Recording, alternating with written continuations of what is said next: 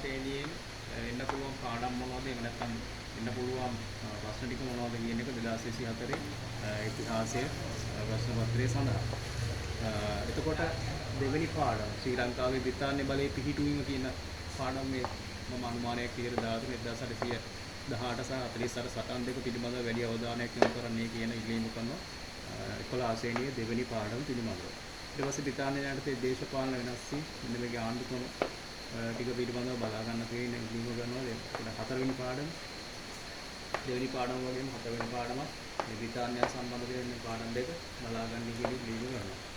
ඊට පස්සේ පළවෙනි පාඩම ශ්‍රී ලංකාව වල නිදහස ලැබීම. මේදී ගොවි ජනපද ව්‍යාපාරයේ ගොවි ජනපද පිහිටුවීමට බලපෑ හේතු අන්නේ ටික පිළිබඳව ගොවි ජනපද ව්‍යාපාරයේ පිළිබඳව බලා ගන්න කියන ඉල්ලීම කරන එක දෙවෙනි පාඩම, හතරවෙනි පාඩම සහ පළවෙනි පාඩම කියන මෙන්න මේ පාඩම් තුන අනුමාන විදියට දීලා තියෙනවා.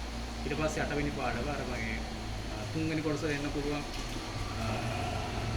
අනුමානයක් විදියට තමයි ඒක දීදී ලෝක මහා සංග්‍රාම දෙවෙනි ලෝක යුද්ධය පිළිබඳ දෙවෙනි ලෝක යුද්ධයේ ආරම්භය ප්‍රතිඵල සහ බලපෑ හේතු මෙන්න මේ ටික බලාගන්න කියන ඉල්ලීම කරනවා. ඒකට 11 ශ්‍රේණියේ පාඩම් හතරක් දාලා තියෙනවා.